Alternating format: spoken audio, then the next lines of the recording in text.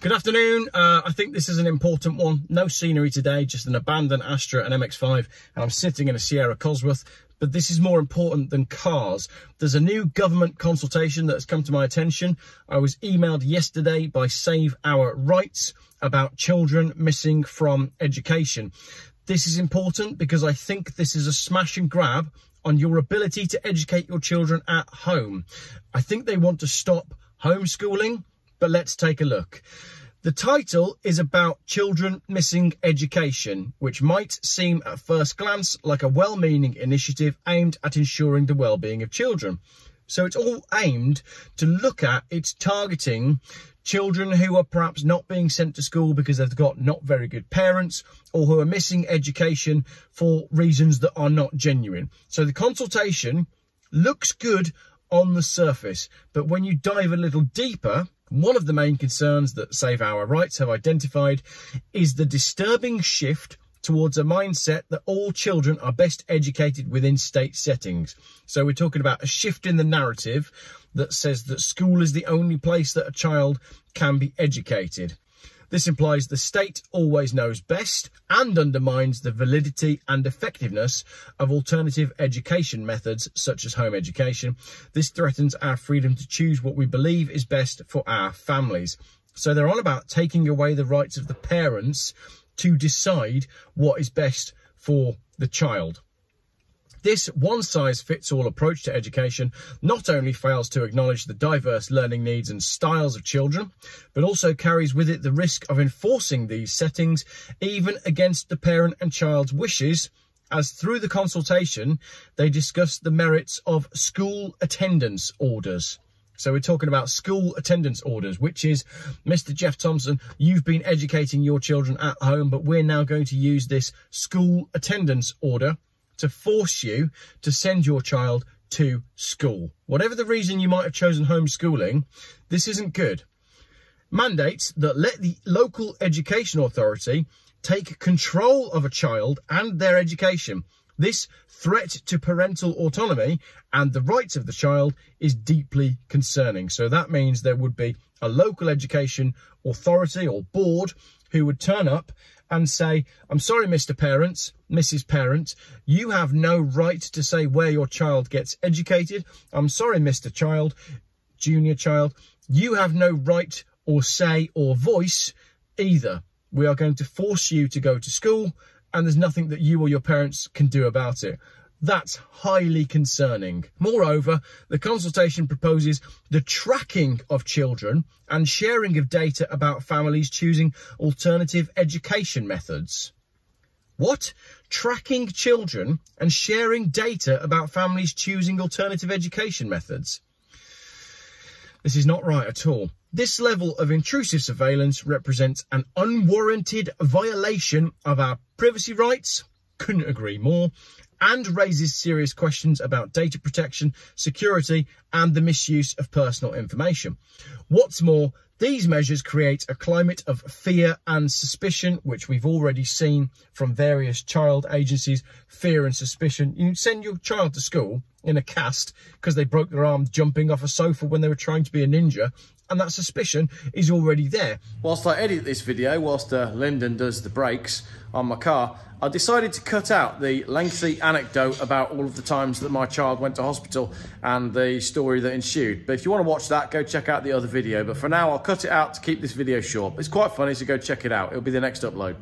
Let's just get back on task here. These measures create a climate of fear and suspicion and are based upon the subjectivity of any LEA, local something authority, local education authority worker.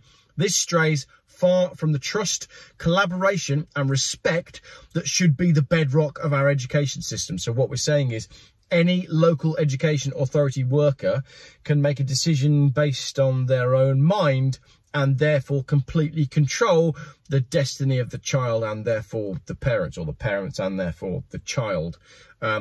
Basically, it's not good. This situation is far more than an education issue. It's a human rights issue, and we need to treat it as such. Couldn't agree more. I want the ability to be able to choose where my children are educated. We're at a pretty nice little Church of England village school at the minute, but we're getting pretty close. If sex education and PHSE and everything goes any further, my kids are going to be whipped out of school, and I want the ability to be able to make that decision as a parent. This wants to take it away from me. The time to act is now. We mustn't allow our silence to be taken as consent. Silence is always consent. Apathy, friend of big government. The deadline to respond to the consultation is the 20th of July. It's crucial that we make our voices heard, standing up for our rights and making it clear that we value our freedoms and, of course, the freedoms of the small humans that we care about. Now, the questions in the consultation, in the description for this video, I will put links to all of this so you can go online and respond. Save Our Rights have also given some suggested answers, and they're pretty good, but they're quite long. If this matters to you, and it really, really should, please take the time to fill in the consultation, have a look at the answers, and go from there, basically. Send it off, because I don't believe that this is correct. As a parent, as someone that cares about kids, I really don't think the choice should be taken away from us as to where we educate our children. So the questions are, I'm just going to run through them.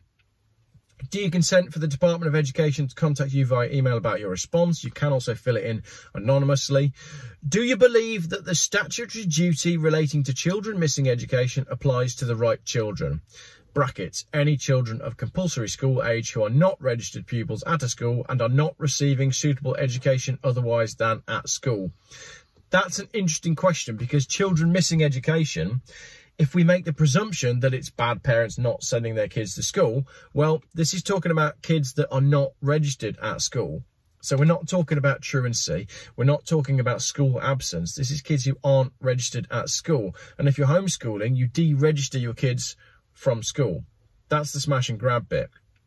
Next question. Are there any children currently excluded from the statutory duty relating to children missing education that you think should be included? Are there any children excluded from the statutory duty that you think should be included? I think that's quite confusing, but Save Our Rights have given us an answer on that one. Next, please explain why you think additional children should or shouldn't be included in the statutory duty relating to children missing education. I don't think anyone that is getting good grades and getting a good education should be anywhere near this consultation. There needs to be some form of system where, and there may be already, let me know in the comments, there needs to be a system of working out how good the education of the children is at home. And it should be based, yeah, obviously on the same exams that the school kids have to do. But from what I've read, homeschooling, if you do it right, it's the way to go. The next section is for schools and local authorities only. So that asks if you're responding on behalf of a school or local authority.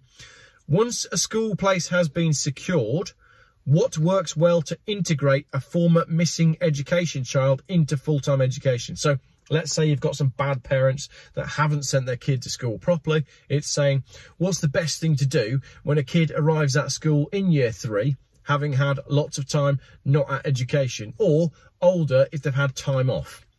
What, if anything, would make it easier to integrate children who have been missing education into full-time education? So what should be put in place to make the transition back to school easier for those children? How effective do you think the use of school attendance orders are in supporting children missing education back into education? So how useful is it going to be to have a school attendance order to get kids back to school? But if we go back to the naughty parent thing, and if you've got a parent that doesn't want to send their kid to school, or the kid's not having a good time at school, so they're skiving a lot, how is a school attendance order going to help? And what does a school attendance order escalate into? I think those are quite important questions. Last question, what preventative measures do you take to stop children becoming children missing education? So as a teacher or a school staffer, what do you do to stop kids dropping out of the education system and losing track of where they are in terms of education, and if they're at school and if they're not at school? So as I said, follow the links in the description to get this consultation filled in. There is not much time. It's only until the 20th of July. And I'd like to, I'm really glad that I'm on the mailing list for Save Our Rights, because I wouldn't have had any idea that this was going on. I don't currently homeschool my children, but I want to protect the rights of people who do, because I believe that there's lots of different reasons that you might homeschool your kids. This, to me, seems to fall in line with the conspiracy theorists that say that the powers that be want to take complete control of our lives and control our children. And via education, they can control the children. If they remove your rights to home educate your children, then they take complete control of the child. And that, to me, is highly concerning. So thank you very much for watching. As always, give me your thoughts in the comments.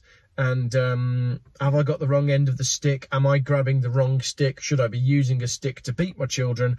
And do you have a funny accidental child hospitalisation story? Yeah, probably shouldn't admit all that on camera. But, you know, I would have spent... I think I would have spent on that evening £500. If my child had said, that's what I want, I felt that bad, and I still feel bad about it to this day, I would have quite happily gone to Smith's Toys and spent £500 that night, just because of the parental guilt that I had from inventing the stupid game called Squashed Flies. Thanks for watching.